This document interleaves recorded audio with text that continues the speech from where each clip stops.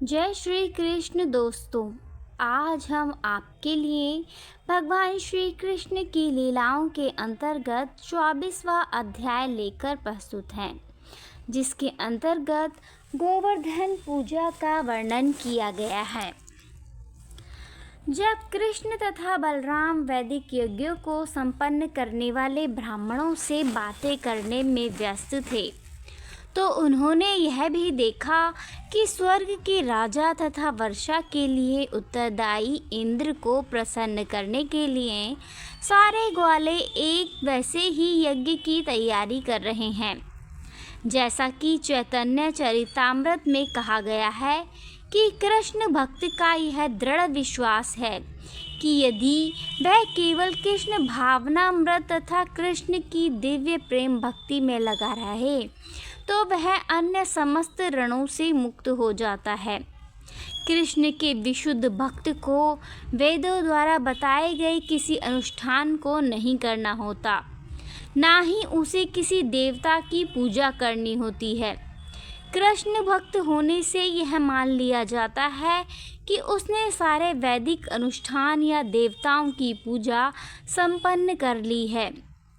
वैदिक अनुष्ठान करने से या देवताओं की पूजा करने से कृष्ण भक्ति उत्पन्न नहीं हो जाती, बल्कि यह समझ लेना चाहिए कि जो भगवान की सेवा में पूर्ण रूपेण लगा रहता है वह पहले से सारे वैदिक आदेशों को पूरा किए रहता है। कृष्ण अपने भक्तों द्वारा ऐसे सारे कार्य बंद करवाने के लिए अपनी उपस्थिति में वृंदावन में अनन्य भक्ति स्थापित कर देना चाहते थे। सर्वज्ञ कृष्ण को ज्ञात था कि सारे ग्वाले इंद्र यज्ञ की तैयारी कर रहे हैं, किंतु शिष्टाचारवश उन्होंने अत्यंत विनय तथा आदर पूर्वक नंद महाराज तथा अन्य गुरुजनों से इसके संबंध में पूछना प्रारंभ कर दिया। उन्होंने अपने पिता से पूछा, हे पिताजी, विशाल यज्ञ के लिए यह सारा प्रबंध क्यों हो रहा है? इस यज्ञ का फल है और यह किसके निमित्त है? यह किस तरह संपन्न होता है? कृपा करके मुझे बताएं, क्योंकि मैं इसका उद्देश्य जानने का इच्छुक हूँ। उनकी इस पूछताछ पर उनके पिता नंद महाराज यह सोचकर मौन बने रहे कि यह तरुण बालक यज्ञ संपन्न करने की गुत्थियों को नहीं समझ सकेगा, किंतु कृष्ण ने हठ किया, हे पिता, उदार तथा संत पुरुषों के लिए कुछ भी गोपनीय नहीं होता। वे किसी को भी ना तो मित्र मानते हैं और ना शत्रु और ना ही तटस्थ, क्योंकि वे सबों के प्रति सदैव उदार होते हैं। यहाँ तक कि जो लोग इतने उदार नहीं होते वे भी अपने परिवार के सदस्यों तथा मित्रों से कुछ नहीं छिपाते। हाँ, जो लोग शत्रुता रखते हैं उनसे गोपनीयता बरती जा सकती है, अतः आप मुझसे कुछ भी गोपनीय न रखें। सारे के सारे मनुष्य सकाम कर्म में लगे रहते हैं, इनमें से कुछ जानते रहते हैं कि ये कर्म क्या है और उन्हें फल का भी पता रहता है। ऐसे कुछ लोग हैं जो उद्देश्य या फल को जाने बिना कर्म करते हैं। जो व्यक्ति पूरी समझ में कर्म करता है उसे पूरा फल मिलता है, और जो बिना जाने ऐसा करता है उसे पूरा फल नहीं मिलता। अतः आप मुझे इस यज्ञ का प्रयोजन बता दें जिसे आप करने जा रहे हैं। क्या यह वैदिक आदेशानुसार है या यह केवल लौकिक उत्सव है? कृपा करके मुझे इस यज्ञ के विषय में विस्तार से बताएं। कृष्ण से यह प्रश्न सुनकर महाराज नंद ने उत्तर दिया, मेरे बेटे, यह उत्सव न्यूनाधिक परंपरागत है।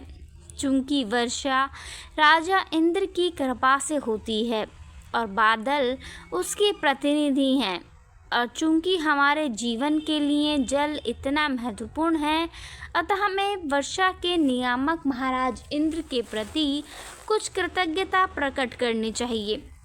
अतः हम राजा इंद्र को प्रसन्न करने का प्रबंध कर रहे हैं, क्योंकि उसने कृषि कर्मों को सफल बनाने के लिए ही बादलों को प्रचुर वर्षा करने के लिए भेजा है। जल अत्यंत आवश्यक है। जल के बिना ना तो हम जोत बो सकते हैं, न अन्न उत्पन्न कर सकते हैं। यदि वर्षा न हो तो हम जीवित नहीं रह सकते। यह वर्षा धर्म, अर्थ और तथा मोक्ष के लिए आवश्यक है। अतः हमें परंपरागत उत्सवों को छोड़ना नहीं चाहिए। यदि कोई काम, लोभ या भय के कारण इनका परित्याग करता है तो यह उसे शोभा नहीं देता।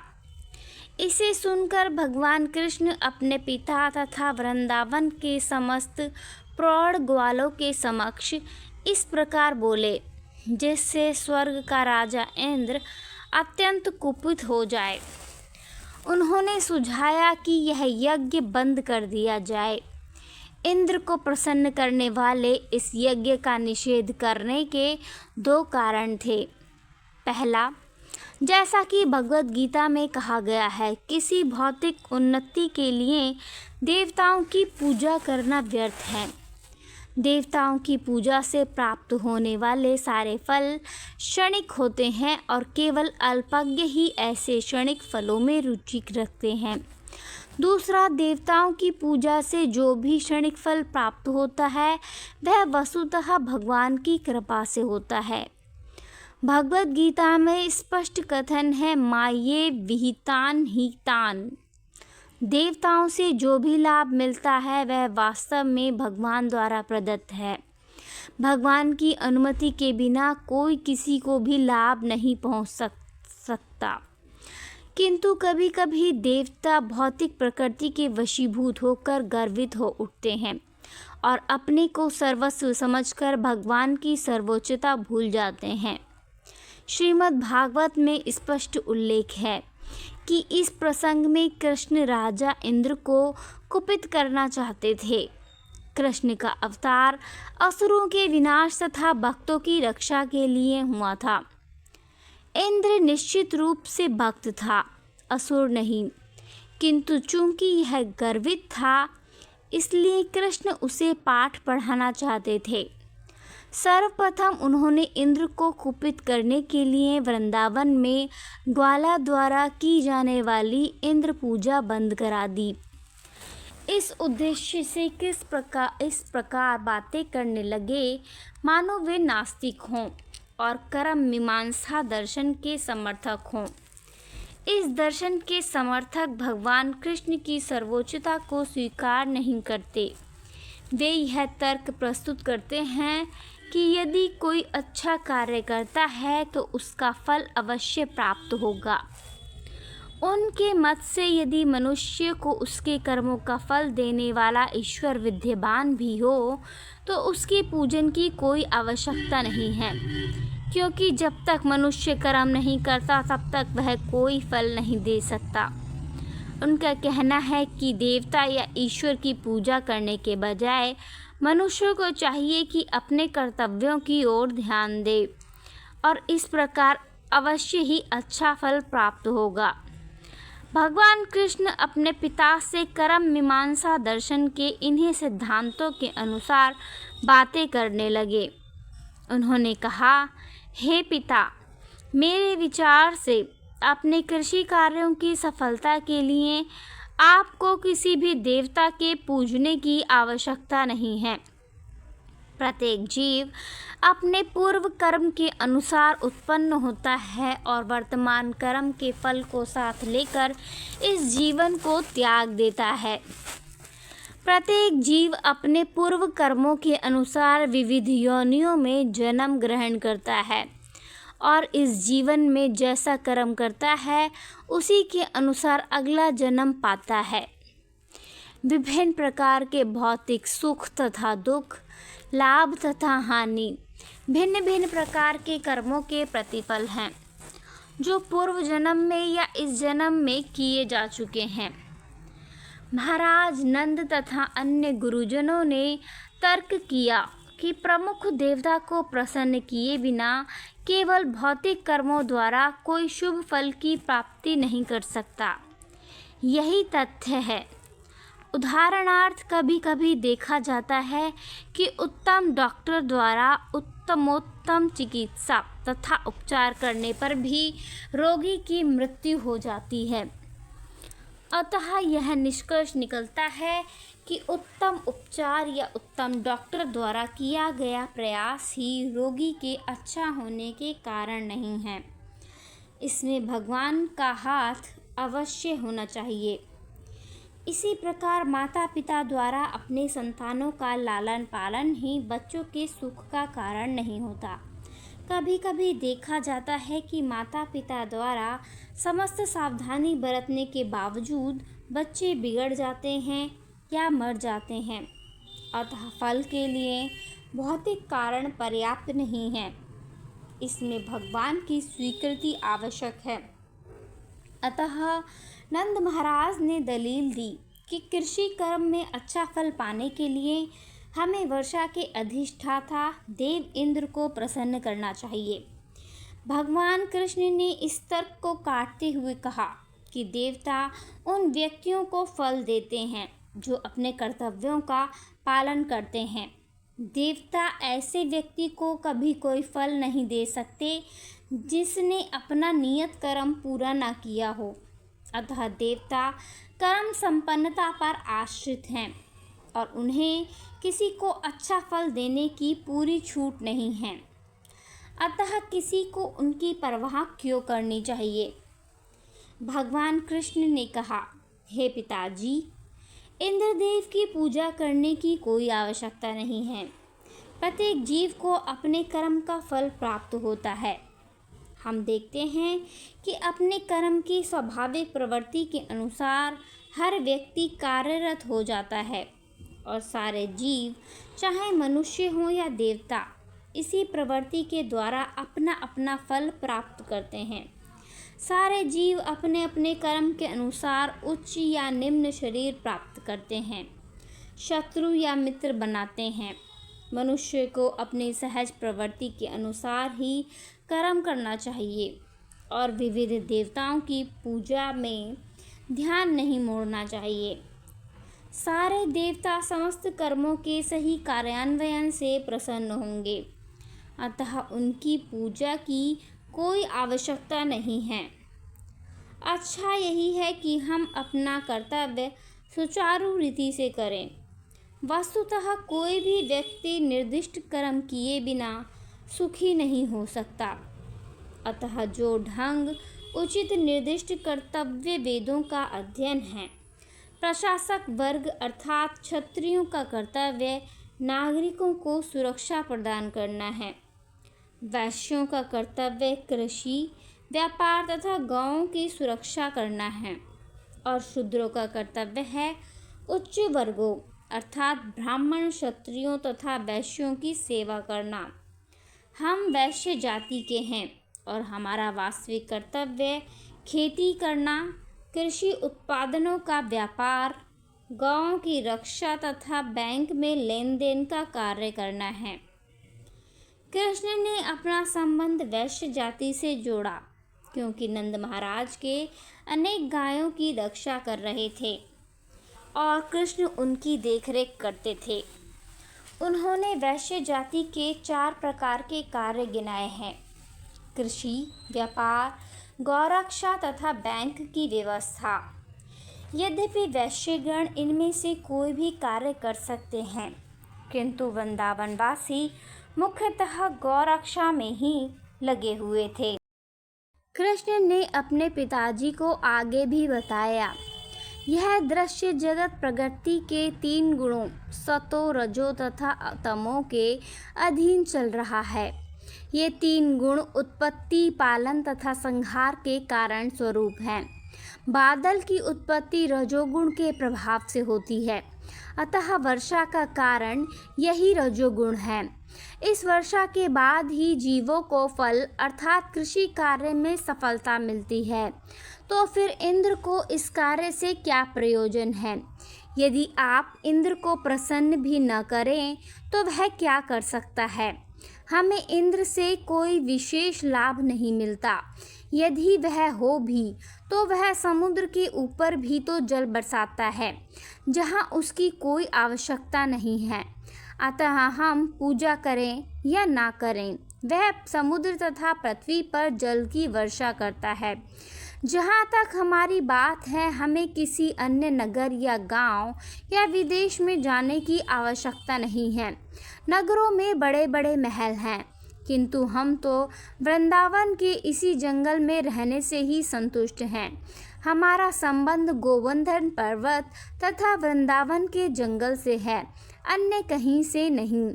अतः हे पिता, मेरी आपसे प्रार्थना है कि आप ऐसा यज्ञ करें जिससे स्थानीय ब्राह्मण तथा गोवर्धन पर्वत संतुष्ट हो सके।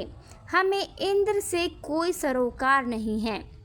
कृष्ण के इस कथन को सुनकर नंद महाराज ने उत्तर दिया, मेरे बेटे, चूंकि तुम कह रहे हो इसलिए स्थानीय ब्राह्मणों तथा गोवर्धन पर्वत के लिए एक पृथक यज्ञ का आयोजन किए देता हूँ, किंतु इस समय मुझे यह इंद्र यज्ञ करने दो। किंतु कृष्ण का प्रत्युत्तर था, पिताजी, आप विलंब न करें। आप गोवर्धन पर्वत तथा स्थानीय ब्राह्मणों के लिए जिस यज्ञ का प्रस्ताव रख रहे हैं उसमें काफ़ी समय लगेगा। अतः अच्छा हो यदि इंद्र यज्ञ के लिए आपने जितनी तैयारियां की हैं उनसे तुरंत गोवर्धन पर्वत तथा स्थानीय ब्राह्मणों को संतुष्ट कर दिया जाए। अंततो गत्वा महाराज नंद को पसीजना पड़ा। तब ग्वालों ने कृष्ण से पूछा कि वे यज्ञ को किस तरह करना चाहते हैं।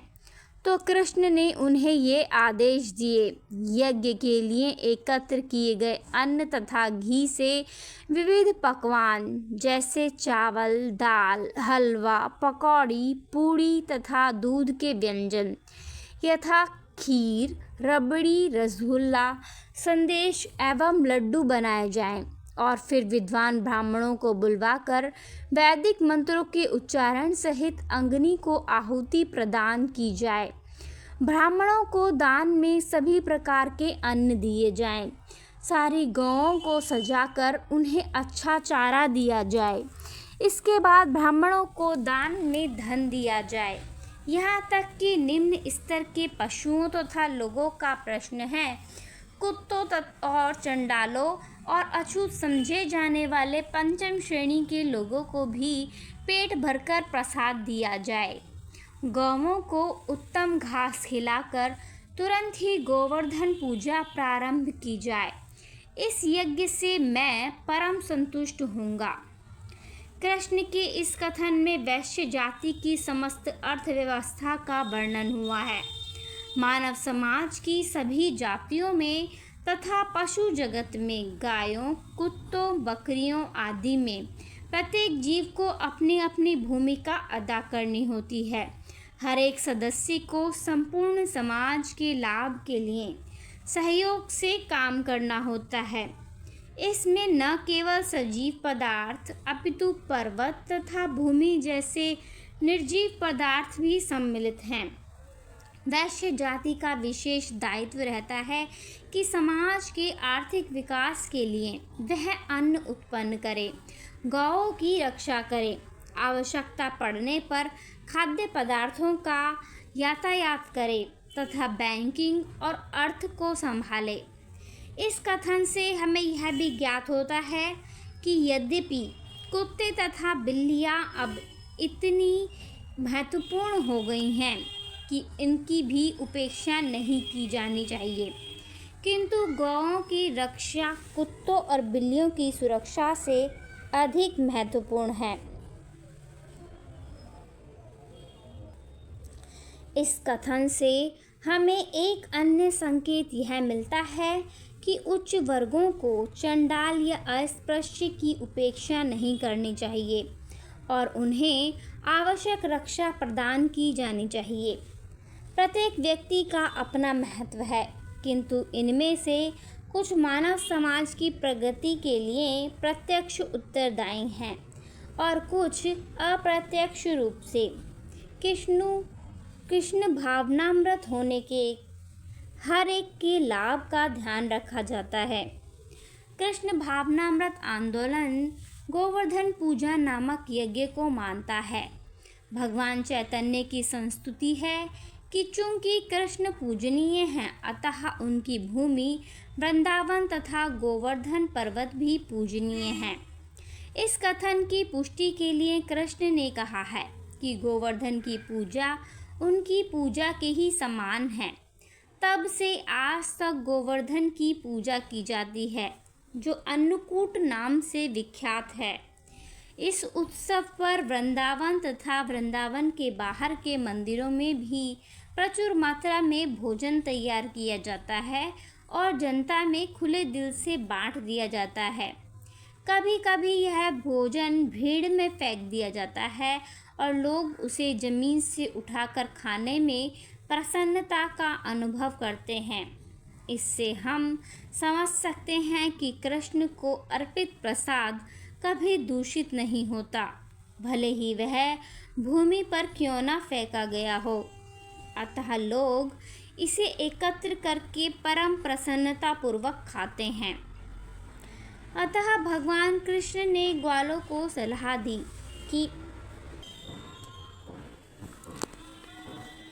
इंद्र यज्ञ बंद करके इंद्र को दंडित करने के लिए गोवर्धन पूजा प्रारंभ की जाए, क्योंकि इंद्र स्वर्ग का परम नियंता होने के कारण अत्यंत गर्वीला हो गया था। नंद महाराज तथा सीधे साधे ईमानदार ग्वालों ने कृष्ण का प्रस्ताव मानकर उनके द्वारा संस्तुत सब कार्य विस्तार से संपन्न किए। उन्होंने गोवर्धन की पूजा तथा उसकी परिक्रमा संपन्न की। गोवर्धन पूजा के उद्घाटन के बाद आज भी वृंदावन वासी सुंदर वस्त्र पहनकर गोवर्धन पर्वत की पूजा करने और गौओं को आगे करके परिक्रमा करने के लिए उसके निकट एकत्र होते हैं। भगवान के आदेश अनुसार नंद महाराज तथा ग्वालों ने विद्वान ब्राह्मणों को बुलाया और वैदिक मंत्रोच्चार के साथ प्रसाद समर्पण करके गोवर्धन की पूजा की। वृंदावन वासी एकत्र हुए। उन्होंने अपनी अपनी गौएं सजाईं और उन्हें हरी हरी दूब दी। फिर गौओं को आगे करके गोवर्धन पर्वत की परिक्रमा करने लगे। गोपियों ने भी अपने को अच्छे वस्त्रों से सजाया और वे बैलगाड़ियों में बैठकर कृष्ण की लीलाओं का कीर्तन करने लगी। यहाँ एकत्रित ब्राह्मणों ने गोवर्धन पूजा के लिए पुरोहित बनकर ग्वालों तथा उनकी पत्नियों को आशीर्वाद दिया। जब सब कुछ पूरा हो गया तो कृष्ण महान दिव्य रूप धारण किया और वृंदावन वासियों के समक्ष घोषित किया कि वे स्वयं गोवर्धन पर्वत हैं, जिससे भक्तों को विश्वास हो जाए कि स्वयं कृष्ण तथा गोवर्धन पर्वत अभिन्न हैं। तब वहाँ पर अर्पित सारे व्यंजनों को कृष्ण खाने लगे। आज भी कृष्ण तथा गोवर्धन पर्वत की अभिन्नता का सम्मान किया जाता है और परम भक्तगण गोवर्धन पर्वत से शिलाखंड लेकर उसी प्रकार पूजा करते हैं जिस प्रकार मंदिरों में कृष्ण के श्री विग्रह की है। इसलिए कृष्ण भावनामृत अनुयायी गोवर्धन पर्वत से छोटी छोटी शिलाएं एकत्र करके अपने घर में उनकी पूजा कर सकते हैं, क्योंकि यह पूजा श्री विग्रह पूजा के समान ही है। जिस रूप में कृष्ण ने भोग लगाया था उसको अलग से बनाकर कृष्ण तथा अन्य वृंदावन वासियों ने उसे तथा गोवर्धन पर्वत को नमस्कार किया। साक्षात कृष्ण तथा गोवर्धन पर्वत के विशाल रूप को नमस्कार करते हुए कृष्ण ने उस सभा में घोषित किया, जरा देखो तो कि गोवर्धन पर्वत किस प्रकार यह विशाल रूप धारण किए हुए है। यह सारी भेंटें स्वीकार करके हम पर अनुग्रह कर रहा है। मैंने स्वयं गोवर्धन की पूजा जिस प्रकार से संपन्न की है, यदि कोई उस रूप में नहीं करेगा तो वह सुखी नहीं रहेगा। गोवर्धन पूजा संबंधी निर्धारित कर्तव्य का पालन नहीं करेगा, उसे ये सांप काटेंगे और वह मर जाएगा। गांवों तथा अपने कल्याण के लिए विश्वस्त होने के लिए गोवर्धन के निकटवर्ती समस्त वृंदावन वासियों को इस पर्वत की पूजा उसी रूप में करनी चाहिए जैसे मैंने बताया है। इस प्रकार गोवर्धन पूजा रूपी संपन्न यज्ञ करके वृंदावन के समस्त वासियों ने वसुदेव के पुत्र कृष्ण की आज्ञा का पालन किया और बाद में वे अपने अपने घरों को चले गए। इस प्रकार लीला पुरुषोत्तम भगवान श्री कृष्ण के अंतर्गत गोवर्धन पूजा नामक 24वें अध्याय का भक्ति वेदांत तात्पर्य पूर्ण हुआ। जय श्री हरि, जय श्री हरि। धन्यवाद।